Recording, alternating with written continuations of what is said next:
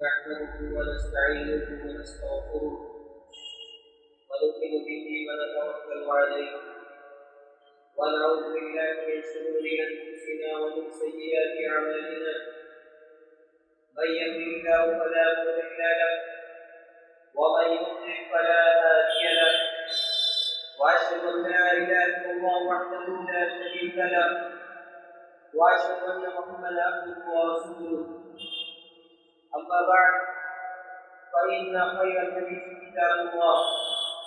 وخير الهدي هدي محمد صلى الله عليه وسلم وشر الأمور محدثاتها وكل محدثة بدعة وكل بدعة ضلالة وكل ضلالة في النار فأعوذ بالله السميع العليم من الشيطان الرجيم وأوفوا بعهد الله إذا عاهدتم ولا تنقضوا الأيمان بعد توكيدها وقد جعلتم الله عليكم كفيلا إن الله يعلم ما تفعلون. محترم سامعین اکرام، اسلامی بھائیوں،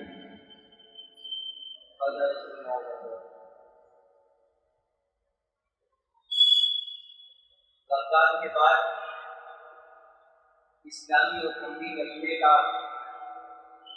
شوال کے مہینے کا تقریباً ایک ہفتہ گزر گیا. جس سے پہلے اللہ رب العالمین نے ہم کو رمضان کی شکل میں جو نعمت عطا کی تھی، جس میں مسلمانوں کو نیکیوں کا اور قرآن و سنت پر عمل پیرا ہو کر کے پوری زندگی اس کے مطابق گزارنے کا بھرپور اور مکمل موقع ملا. وہ مہینہ منتظر ہو گیا. اس مہینے میں یعنی گزرے ہوئے رمضان کے مہینے میں مسلمان جس انداز سے مسجدوں میں بھیڑ بھاڑ کرتے نظر آتے تھے، جس انداز سے مسجدوں کو آباد کرتے نظر آتے تھے، ہر سال کی طرح اس سال بھی مسجدیں ویران ہو گئی. ہر سال کی طرح مسلمانوں نے اس سال بھی مسجدوں کو خالی کر دیا. فجر کی نماز سے وہی 2-3 صف اور وہی چند چپلے اور جو 60 پر نمازوں کی پابندی کرنے والے لوگ ہیں وہی نظر آتے ہیں. بقیہ پورا کی پورا علاقہ جس کی آبادی لاکھوں سے کم نہیں ہے، جس میں اکثریت مسلمانوں کی ہے، اس کے باوجود یہ پورا کے پورا علاقہ اور ان علاقوں کی ساری مساجدیں ویران نظر آتی ہیں. وہی عادتیں، وہی گھٹیوں میں پڑا ہوا گناہ اور وہی وسیلہ جو مسلمانوں نے رمضان سے پہلے اختیار کیا تھا، جو مسلمانوں نے رمضان سے پہلے شیطان کی پیروی، یہود و نصارہ کی پیروی اور اسی طرح سے کتاب و سنت کا جو وسیلہ انہوں نے اختیار کیا تھا، شوال کے مہینے میں وہی دوبارہ ہمارے اندر آ کر کے گھس گیا اور مسلمان اسی طریقے پر دوبارہ نظر آنے لگے جو طریقہ انہوں نے رمضان سے پہلے شعبان کے مہینے تک اختیار کیا تھا. شاید مسلمانوں کے نصیب میں، مسلمانوں کے مقدر میں یہی اتنا ہی ہے کہ مسلمان سال بھر میں صرف رمضان کا مسلمان بن جائے، مسلمان سال بھر میں صرف رمضان کے مہینے میں نمازوں کی پابندی کرنے والا مسلمان بن جائے، رات بھر میں صرف رمضان کے مہینے میں صدقات و خیرات کا اہتمام کرے، رمضان کے مہینے میں قرآن کو اٹھائے، رمضان کے مہینے میں تلاوت قرآن کا اہتمام کرے اور رمضان کے گزرتے ہی ان سارے کے سارے اعمالیات کو اپنے زندگی سے خیر بات کہہ کر کے الوداع کہہ کر کے مسجدوں کو ویران کر دے. اب نوافل سے بھی کوئی مطلب نہیں، نوافل تو دور کی بات، فرائض و واجبات میں بھی ہماری کوتاہی. یہ اس بات کی واضح دلیل ہے کہ رمضان میں ہم نے جو عبادتیں کی وہ عبادتیں اللہ رب العالمین نے قبول کی یا نہیں قبول کی. یہ ہماری عبادتوں پر ایک سوال کھڑا کرتا ہے کہ رمضان کی ہماری عبادتیں یہ اللہ رب العالمین کی بارگاہ میں قبول ہوئی یا نہیں قبول ہوئی. رمضان کے گزرنے کے ساتھ ہی جس طرح سے مسجدیں خالی ہو جاتی ہیں، جس طرح سے لوگ مسجدوں کو خالی کر دیتے ہیں، یہ اس بات کی واضح دلیل ہے کہ ہمارے ایمان میں کمی ہے، ہماری نیتوں میں کمی ہے. ہم نے رمضان کے مہینے میں اپنی نیتوں کو پختہ نہیں کیا تھا، جس کے نتیجے میں رمضان کے گزرنے کے ساتھ ہی یہ سارے کے سارے اعمال بھی ہمارے زندگی سے غائب ہو گئے. ان سارے کے سارے اعمال صالحات کو بھی ہم نے اپنے زندگی سے الوداع کہہ دیا. اللہ رب العالمین نے ایسے انسانوں کو جن لوگوں نے ایک مہینے میں اللہ رب العالمین کو یاد کیا اور اس کے بعد بقیہ 11 مہینے میں اللہ رب العالمین کو بھول گئے. اللہ رب العالمین نے اسی وجہ سے ہم کو دنیا کے مختلف خطوں میں ذلیل و خوار کر دیا. اللہ رب العالمین نے ہم کو دنیا کے مختلف خطوں میں اسی طرح نظر انداز کر دیا, اسی وجہ سے نظر انداز کر دیا. ہم کو دنیا کے مختلف خطوں میں اللہ رب العالمین نے اسی طرح سے چھوڑ دیا جس طرح سے دنیا کے مختلف جگہوں میں مختلف سڑکوں پر اللہ رب العالمین کی وہ مخلوق اور اللہ رب العالمین کی وہ جانور گھومتے جن کو اللہ رب العالمین نے اپنا شعور عطا نہیں کیا, جن کو فہم و شعور عطا نہیں کیا گیا, جو یہ نہیں جانتے کہ کس انداز کی زندگی گزاری جائے, جو جانور یہ نہیں جانتے کہ ان کو زندگی گزارنے کا کون سا سلیقہ سکھلایا گیا, جو دنیا کے اندر بغیر کسی اصول و ضابطے کے زندگی گزارتے ہیں. لیکن حقیقت یہ کہ اللہ رب العالمین نے ان جانوروں کو بھی ان انسانوں سے بہتر قرار دیا جو انسان عقل و شعور رکھنے کے باوجود عبرت کی زندگی اختیار نہیں کرتا, جو انسان عقل و شعور رکھنے کے باوجود اللہ رب العالمین کو یاد نہیں کرتا, جو انسان عقل و شعور رکھنے کے باوجود کتاب و سنت کے مطابق اپنے زندگی کو نہیں ڈالتا, وہ اللہ رب العالمین کی نظر میں ان جانوروں سے بھی بدتر ہے. اولئک کالانعام بل هم اضل. اللہ رب العالمین نے واضح کر دیا کہ جانور کی طرح ہے جو عقل و شعور کے باوجود جس کے سامنے دنیا اور آخرت کے سارے حقائق واضح ہیں, جو جانتا ہے کہ دنیا کی زندگی دھوکے کی زندگی ہے, اصل زندگی آخرت کی زندگی ہے, اس کے باوجود وہ کتاب و سنت کے مطابق اپنے زندگی کو نہیں ڈالتا. بل هم اضل. اللہ رب العالمین نے فرمایا کہ جانوروں سے بھی زیادہ گیا گزرا ہوا ایسا انسان ہے جو عقل و شعور رکھنے کے باوجود اللہ رب العالمین کی نعمتوں کی ناشکری کرتا ہے. اللہ رب العالمین کی نعمتیں یہ صرف رمضان میں نازل نہیں ہوتی بلکہ پورے سال اگر ہم اپنے زندگی میں غور کریں تو اللہ رب العالمین کی نہ جانے کتنی نعمتوں کا نزول روزانہ ہمارے زندگی میں ہوتا ہے. ہم جیتے ہیں تو اللہ رب العالمین کی نوازشوں سے, ہم سانس لیتے ہیں تو اللہ رب العالمین کی رحمت سے. آپ دیکھ لیں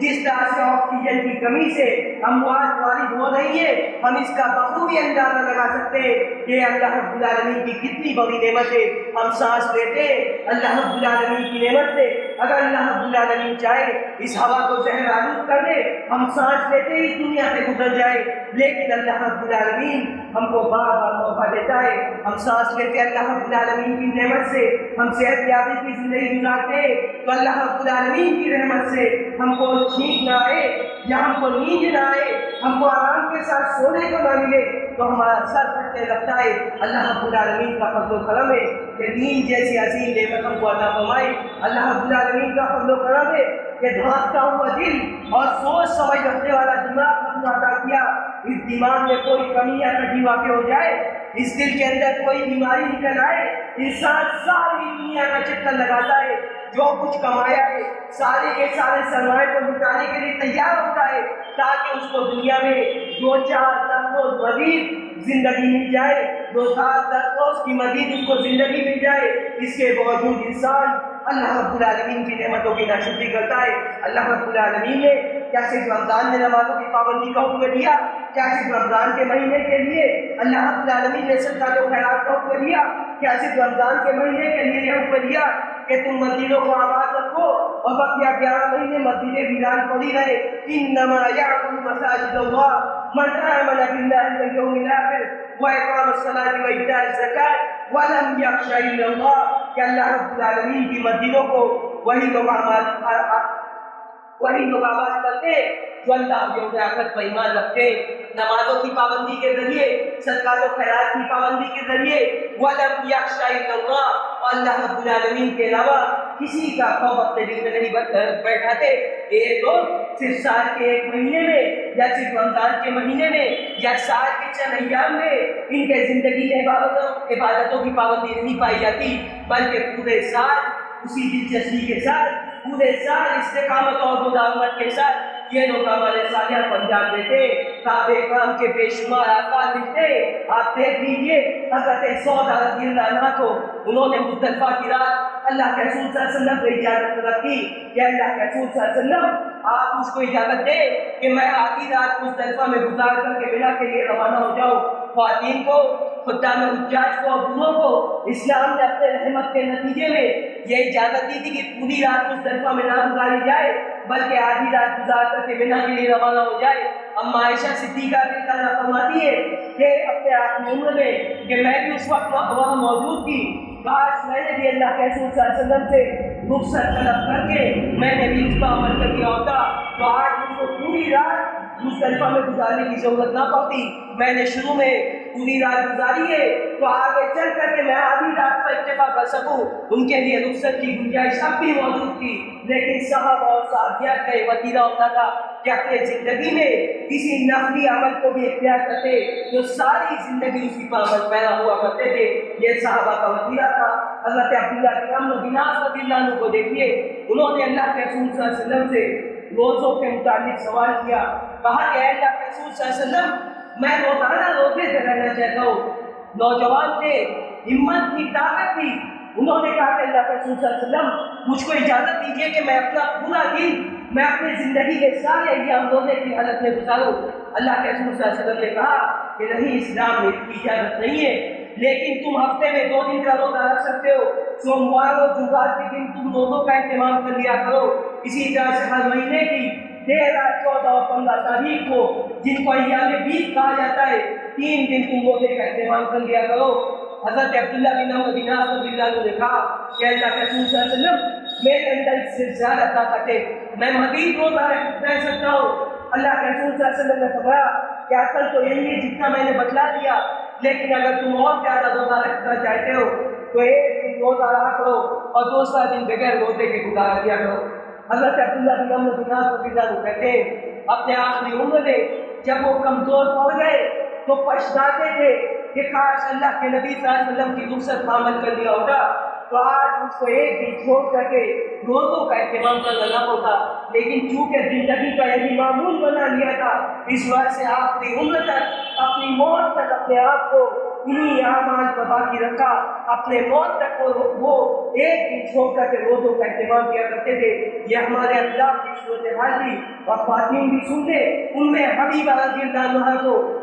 اللہ کے رسول صلی اللہ علیہ وسلم کی اس حدیث کو انہوں نے سنا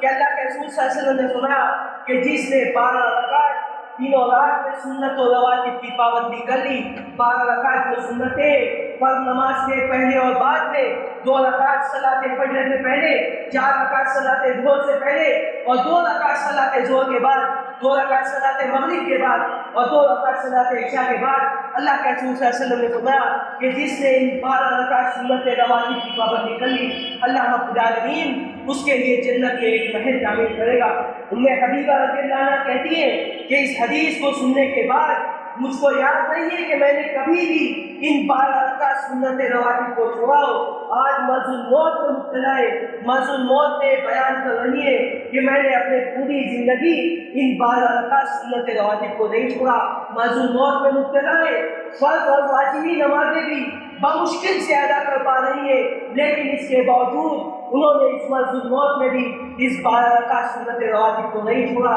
فاطمہ رضی اللہ عنہ کو دیکھ لیں، انہوں نے اللہ کے رسول صلی اللہ علیہ وسلم سے غلاموں کے متعلق سوال کیا، کہا کہ اللہ کے رسول صلی اللہ علیہ وسلم اے میرے ابا جان، کنویں سے پانی کھینچتے کھینچتے اور چکی چلاتے چلاتے میرے ہاتھ میں زخم ہو گیا، میں اتنا کام نہیں کر سکتی۔ مال غنیمت میں غلام آتے، جنگ ہوتی ہے اس میں غلام آتے، اگر ممکن ہو تو مجھ کو بھی ایک غلام دے دیجیے گا۔ اللہ کے رسول صلی اللہ علیہ وسلم نے سارے غلام تقسیم کر دیے۔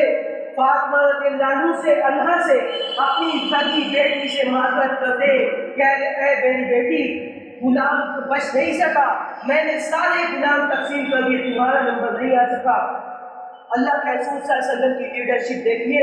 آپ کی قیادت تھی، آپ کا انصاف تھا کہ آپ نے اپنی سگی بیٹی کو بھی فوقیت نہیں دی، بلکہ انصاف کے ساتھ آپ نے سارے غلام تقسیم کر لیے۔ اپنی سگی بیٹی سے اللہ کے رسول صلی اللہ علیہ وسلم معذرت کر رہے، اس کے بعد فرمایا کہ بیٹی میں تمہیں ایک عمل بتلاتا ہوں، اس کو کر کے تم صدقات و خیرات کی فضیلت حاصل کر سکتی ہو۔ ہر فرض نماز کے بعد 33 مرتبہ سبحان اللہ، 33 مرتبہ الحمدللہ اور 34 مرتبہ اللہ اکبر کا ورد کر لیا کرو۔ اللہ رب العالمین تم کو صدقات و خیرات کی فضیلت عطا کرے گا، تمہاری ساری تکالیف کو اللہ رب العالمین دور کر دے گا۔ حضرت علی بن ابی طالب رضی اللہ عنہ کہتے ہیں کہ اس کو سننے کے بعد میں نے اپنے پوری زندگی ان اذکار کو نہیں چھوڑا، جنگ کے موقع سے بھی فرماتے ہیں کہ میں نے اس اذکار کو نہیں چھوڑا۔ ایک صحابی رسول نے کہا کہ کیا عین جنگ کے موقع سے بھی، جنگ لوٹے لوٹے بھی آپ نے نہیں چھوڑا؟ انہوں نے کہا کہ ہاں، جنگ لوٹے لوٹے بھی میں نے ان کلمات کو، ان کلمات کے ورد کو نہیں چھوڑا۔ دشمن سامنے ہوتا تھا، موت سامنے کھڑی ہوتی تھی، لیکن میں چلتے پھرتے جنگ لوٹے لوٹے اپنے ان اذکار کے ورد کو میں مکمل کر لیا کرتا تھا۔ یہ استقلال تھا، یہ استقامت تھی صحابہ کرام کی نوافل کے تعلق سے۔ لیکن آج کا مسلمان نوافل تو بہت دور کی بات ہے، فرائض و واجبات میں بھی کوتاہی نظر آتا ہے۔ آج کے دور میں ہماری نمازیں بھی رمضان کے ساتھ خاص ہے، ہمارے صدقات و خیرات بھی رمضان کے ساتھ خاص ہے، ہماری تلاوت قرآن بھی رمضان کے ساتھ خاص ہے۔ رمضان کے گزرنے کے ساتھ ہی جیسے شیطان نہیں بلکہ انسانی شیطان جو کہ ہر گھر میں 3 4 شکلوں میں موجود ہے، شیطان نے انسانوں کو بہکا کر کے آج انسانی شیطان پیدا کر دیے۔ رمضان میں یہ لوگ نمازوں کی پابندی تو کر لیتے، لیکن رمضان کے بعد ان کی پابندی ختم ہو جاتی ہے۔ یہ اہل ایمان کا شعار نہیں ہے۔ اہل ایمان یہ ہر حال میں زندگی کے تمام ایام میں اللہ رب العالمین کو یاد کرتے،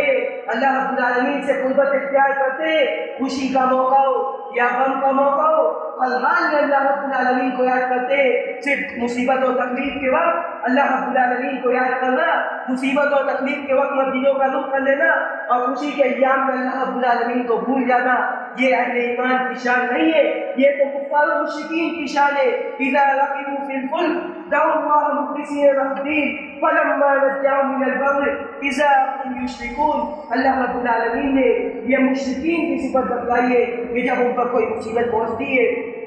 جب یہ لوگ کشتی پر سوار ہوتے، سمندر کی موجیں اور طوفان جب ان کو گھیر لیتے تو اللہ رب العالمین کو پکارتے ہیں، لیکن جب اللہ رب العالمین ان کو نجات دے دیتا ہے دوبارہ اپنی اسی روش پر لوٹ جاتے۔ یہ کفار کی صفت ہے، یہ اہل ایمان کی صفت نہیں ہے۔ مسلمان ہر حال میں اللہ رب العالمین کو یاد کرتا ہے، چاہے خوشی کا موقع ہو، اس کے پاس اتنا وقت ہوتا ہے کہ جب آزاد ہو تو وہ اتنا وقت نکال سکے کہ مسجد میں آ کر کے اللہ رب العالمین کو یاد کر سکے۔ اس وجہ سے ہم کو اپنا طرز عمل بدلنا ہوگا، ہم کو دیکھنا ہوگا کہ آج ساری دنیا میں مسلمان پریشان ہے، مسلمان مظلومیت کا شکار ہے، مسلمان مارا جاتا ہے، مسلمان کاٹا جاتا ہے۔ ہم آہو پکار تو کرتے ہیں لیکن اسباب پر غور نہیں کرتے۔ یہ ہمارے اپنے کرتوت ہے جس کے نتیجے میں اللہ رب العالمین نے ہمارے اوپر ظالموں کو مسلط کر دیا ہے۔ اگر ہم نے اللہ رب العالمین سے قربت اختیار کی ہوتی، اگر ہم نے اللہ رب العالمین کو یاد کیا ہوتا، اللہ رب العالمین کے احکام وسائل کے مطابق زندگی گزاری ہوتی تو یہ نوبت نہیں آتی۔ اگر یہ نوبت آئی ہے اور مسلمان اگر پریشان ہے تو وما اصابکم من مصیبت فبما کسبت ایدیکم ویعفو عن کثیر، کہ تم کو جو کچھ تکلیف پہنچتی ہے، تم کو جو کچھ مصیبت پہنچتی ہے، یہ تمہارے اپنے کرتوت کے نتیجے میں پہنچتی ہے۔ اس کے باوجود اللہ رب العالمین تمہاری بہت سی کوتاہیوں کو، تمہاری بہت سی غلطیوں کو نظر انداز کر دیتا ہے۔ اللہ رب العالمین ہم کو اپنی پوری زندگی کتاب و سنت کے مطابق عمل پیرا ہو کر کے گزارنے کی توفیق عطا فرمائے۔ اللہ رب العالمین کتاب و سنت کی روح کو ہمارے دل کے اندر جگہ دے۔ اللہ رب العالمین ہم کو پوری زندگی کے لیے کتاب و سنت کی روشنی میں لائحہ عمل تیار کرنے کی توفیق عطا فرمائے۔ اللہ رب العالمین اس دنیا کے اندر جو مسلمان پریشان ہے ان کی پریشانی کو دور کر دے، جو مسلمان بے روزگار ہے انہیں روزگار والا کر دے، جو بس ہے روزگار ہے ان کے روزگار پر عطا فرما۔ ہم جب تک یہ تب تک اسلام کر دیے جب ہمارا خاتمہ کو ایمان کرو اپنے کو لہٰذا واستغفر اللہ من کل ذنب واتوب الیہ۔ لله على إحسانه وشكره ولا توفيقه وامتنانه، أشهد أن لا إله إلا الله وحده لا شريك له تعظيما بشانه، وأشهد أن محمدا عبده ورسوله والداعي إلى رضوانه، إن الله وملائكته يصلون على النبي يا أيها الذين آمنوا صلوا عليه وسلموا تسليما۔ اللهم صل على محمد وعلى ال محمد كما صليت على ابراهيم وعلى ال ابراهيم انك حميد مجيد. اللهم بارك على محمد وعلى ال محمد كما باركت على ابراهيم وعلى ال ابراهيم انك حميد مجيد. اللهم اعز الاسلام والمسلمين واذل الشرك والمشركين ودمر اعداء الدين واحم حوزه الاسلام يا رب العالمين. ربنا اتنا في الدنيا حسنه وفي الاخره حسنه وقنا عذاب النار. ربنا ظلمنا انفسنا وان لم تغفر لنا وترحمنا لنكونن من الخاسرين. عباد الله رحمكم الله، ان الله يامر بالعدل والاحسان وايتاء ذي القربى وينهى عن الفحشاء والمنكر والبغي يعظكم لعلكم تذكرون. واذكروا الله يذكركم وادعوه يستجب لكم ولذكر الله اكبر والله يعلم ما تفعلون.